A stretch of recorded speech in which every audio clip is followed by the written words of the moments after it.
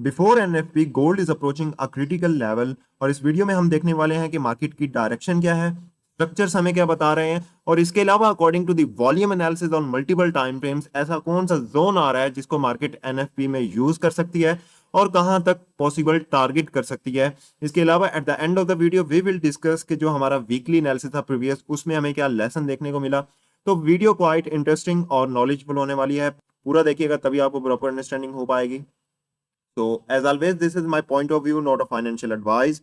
So let's start it without wasting time. First of all, we have the daily time frame and यहाँ पे कुछ drawings कर रखी है मैंने। According to the drawings and मैंने यहाँ पे structures mark कर रखे हैं और structures हमें बता रहे हैं कि market यहाँ पे up side में lower highs, lower lows बनाती हुई down side में आ रही थी। जो लास्ट मार्केट ने लोअर अपना हाई बनाया वो यहाँ पे है, जो स्टिल हमारे पास यहाँ पे देखने को मिल सकता है कि प्रोटेक्टेड है, मतलब market is still in the range, previous range में मार्केट है। ये हाई है, लोअर हाई है और ये लोअर लो है।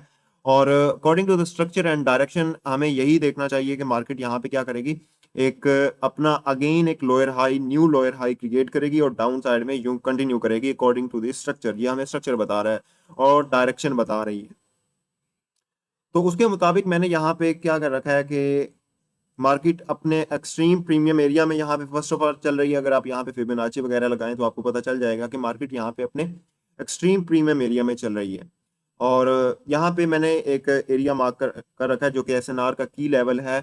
और you can say like it, हम इसको रिजेक्शन ब्लॉक, मतलब इस होल वीक को एज अ रिजेक्शन ब्लॉक भी कह सकते हैं, इस होल जोन को भी कंसिडर कर सकते हैं। इसके अलावा मैंने यहाँ पे एमएमसी का जोन यहाँ पे मार्क कर रखा है जिसके मुताबिक यहाँ पे डिमांड भी कंप्लीट हो जाती है। ये जोन मैंने कैसे फाइंड आउट किया है, यहाँ से लेकर यहाँ तक का जो स्ट्रक्चर है इसको मैंने एज एन इलिप्स कंसिडर किया। और इस इलिप्स तक आने वाली जितनी सप्लाई है उस सप्लाई को मैंने डिमांड में इंटरचेंज कर दिया है। सो डेट्स हाउ मैंने ये वाला वॉल्यूम यहाँ पे मार्क कर रखा है, ये वाली क्यूएफएल यहाँ पे मार्क कर रखी है जिसके मुताबिक यहाँ पे डिमांड कंप्लीट हो जाती है। यहाँ पे हमारे पास एक्सट्रीम प्रीमियम एरिया है, सप्लाई का एरिया है, जहाँ पे हमारे पास की लेवल है, मतलब इंस्टीट्यूशनल लेवल है जिसको यूज करके मार्केट यहाँ पे प्रोबेबली डाउन साइड में जा सकती है और मार्केट इसी की तरफ ही अप्रोच कर रही है before NFP.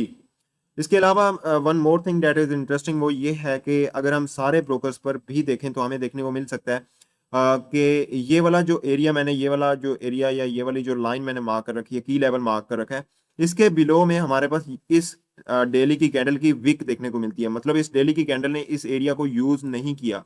So we can say that below this key level we have liquidity. Right below the level we have liquidity and that's something very interesting.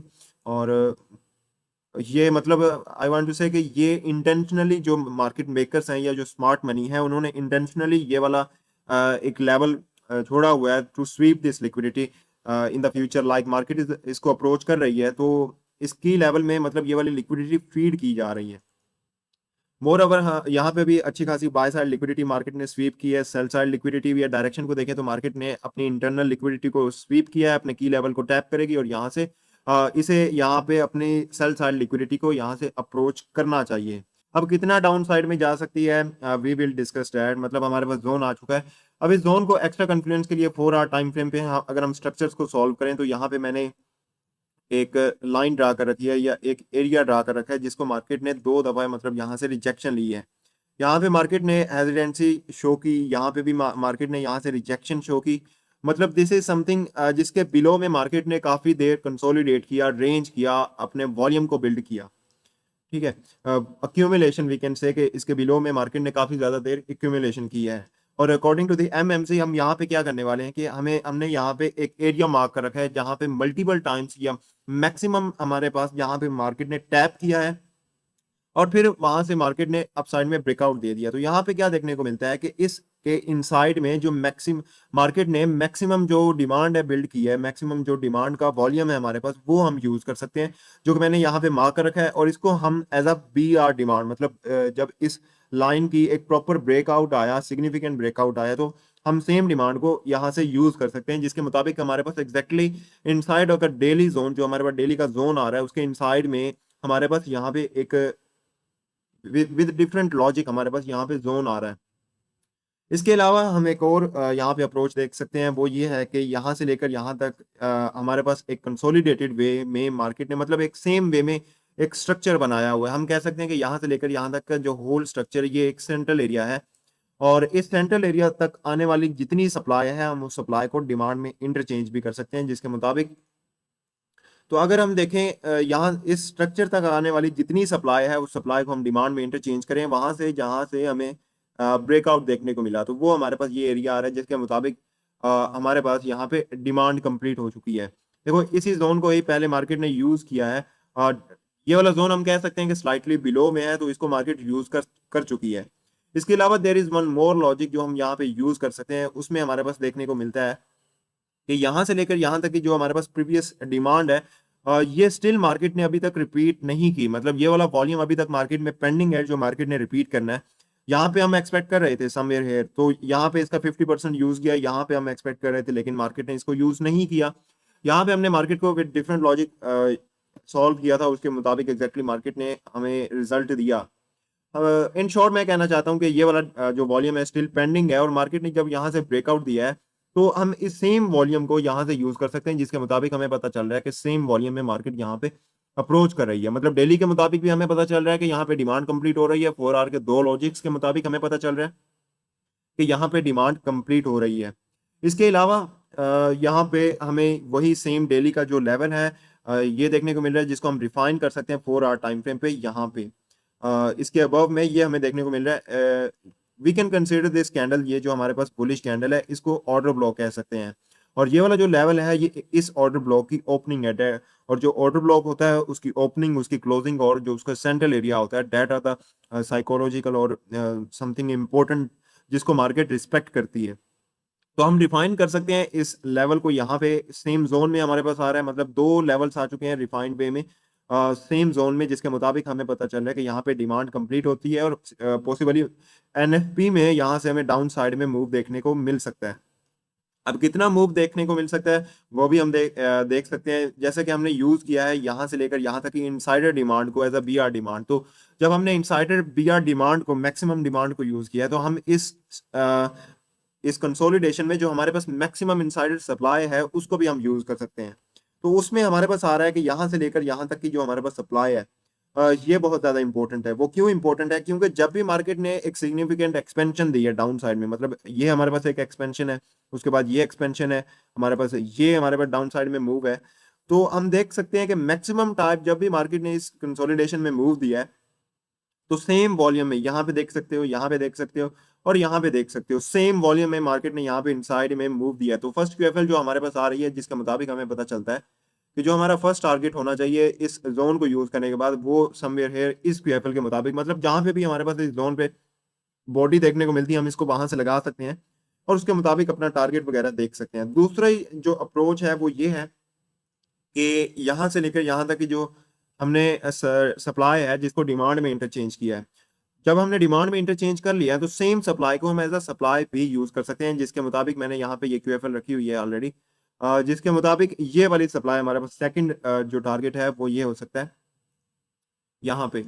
अब मैं देखो according to this structure on the daily time frame, मैंने आपको बताया कि below में हमारे पास सेल साइड लिक्विडिटी और मार्केट उसको अप्रोच कर सकती है, लेकिन मैं क्यों ऐसा कह रहा हूँ कि हमें ज्यादा नहीं एक्सपेक्ट करना चाहिए आज के एनएफपी में, बिकॉज ये वाली जो कैंडल है इट हैज सम इम्पोर्टेंस। जब तक मार्केट इसके गैप को फिल नहीं करती, इसके गैप मतलब this gap is very important, जिसने लिक्विडिटी स्वीप की और अपसाइड में वेल क्लोजिंग दी है, इसका होल्डिंग वॉल्यूम बहुत ज्यादा अच्छा है, तो वी कांट से मतलब इसके बिलो में हम यहाँ तक फिलहाल के लिए टारगेट नहीं कर सकते, क्योंकि यहाँ पे अपसाइड में भी हम देखें तो हमारे पास एक एसएनआर का लेवल बन रहा है, और जहाँ पे पहले जिसको मार्केट ने एज अ डिमांड यूज किया, यहाँ पे भी एज अ डिमांड यूज किया, और जब ब्रेक किया तो इसको दो दफा मार्केट ने एज अ रेजिस्टेंस यूज कर लिया। तो according to the retailers this zone is something जहाँ पे रिटेलर्स भी एक्टिव होंगे, और smart money doesn't want the retailers to be in the market. तो अगर यहाँ से मार्केट इसको यूज करती भी है तो एक ये भी पॉसिबिलिटी हो सकती है कि मार्केट अगेन अपसाइड में जाए, ठीक है, मार्केट यहाँ से बुलिश भी हो सकती है। तो इसीलिए we can't expect more in this intraday move. देखो जो मेरा आज का एनालिसिस है ये सिर्फ इंट्राडे में ही रहेगा, स्विंग में नहीं रहेगा। मतलब आज जितना मूव पॉसिबल हो सकता है वो मैं आपके सामने रख रहा हूँ, जिसके मुताबिक आपको बताया 4 आवर के मुताबिक आपको दो QFLs बताई, that falls right down into this gap on the daily gap. ठीक है, इसके अलावा डेली के जो गैप है उसके 50% को भी कंसिडर कर सकते हैं, जैसे आप देखना चाहते हैं। तो मेरा जोन मैंने आपको एक्सप्लेन कर दिया, वहाँ पे रीजंस, मल्टीपल लॉजिक्स और वॉल्यूम एनालिसिस के मुताबिक आपको बताया कि यहाँ पे इंस्टीट्यूशनल लेवल है, यहाँ पे डिमांड कंप्लीट हो रही है और यहाँ पे हमारे पास पॉसिबली मार्केट यहाँ से डाउन साइड में मूव दे सकती है।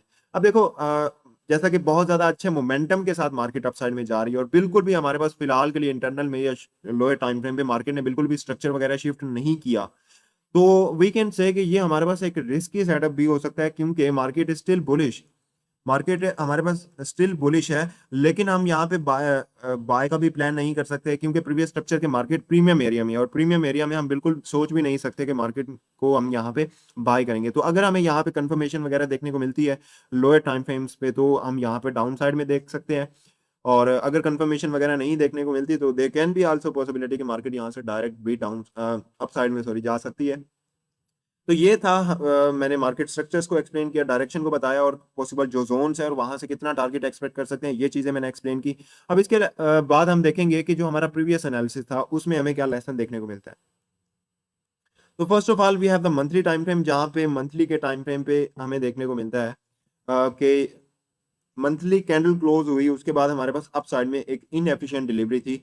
और अब क्यों ज्यादा प्रोबेबिलिटी थी कि मार्केट यहाँ पे according to the monthly time frame, probability क्यों ज्यादा थी कि मार्केट इसकी तरफ फर्स्ट जाएगी?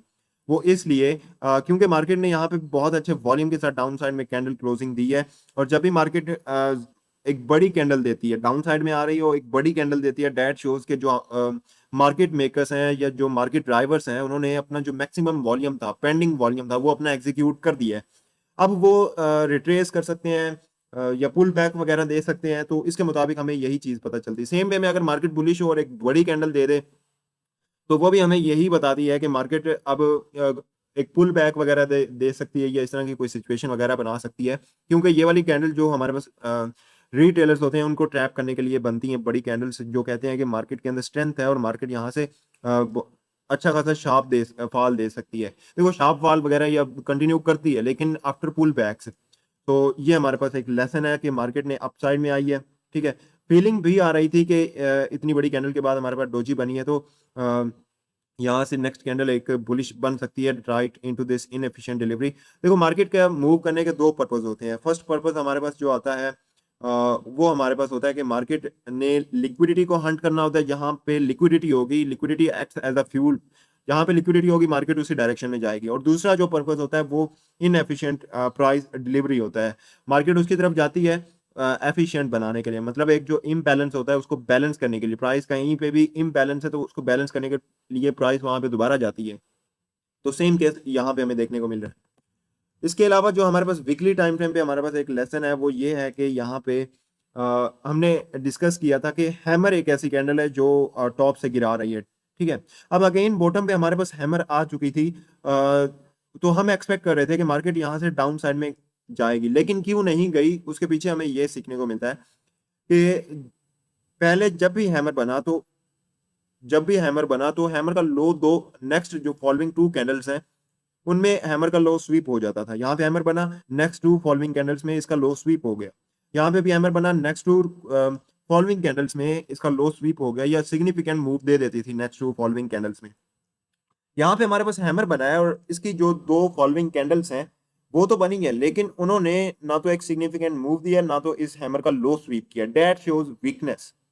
इसके अलावा ठीक है, थर्ड कैंडल का हम वेट कर सकते थे, लेकिन यहाँ पे थर्ड भी बन गई और थर्ड भी यहाँ पे मूव नहीं दे पाई। इसके अलावा फोर्थ भी बन गई तो फोर्थ भी यहाँ पे मूव नहीं दे पाई। डेट शोज के हैमर जो है वो अपना कैरेक्टर चेंज करना चाहता है, अपना बिहेवियर चेंज करना चाहता है, या हैमर जो प्रीवियस कैंडल्स हैं उनके साथ आइडेंटिफाई नहीं कर रहा। तो डेट समथिंग जो हमें सीखने को मिला, आई होप कि आपको भी इससे सीखने को मिला होगा। तो अगर आपको वीडियो अच्छी लगी, अगर आपको एनालिसिस अच्छा लगा जो मैंने यहाँ पे डेली और 4 आवर टाइम फ्रेम पे लॉजिक्स एक्सप्लेन किया, एनएफपी का जो जहाँ पे हम देख सकते हैं, तो ये चीज़ें अगर आपको इंटरेस्टिंग लगी you can like this video, if you are new to this channel you can subscribe it. और अगर आपकी क्या डायरेक्शन है एनएफपी में, बुलिश हो बेयरिश हो, वो आप कमेंट कर सकते हो। और इसके अलावा अगर आपको कोई क्वेश्चन वगैरह हो तो वो भी आप पूछ सकते हो कमेंट करके। Thanks for watching. अल्लाह हाफिज़।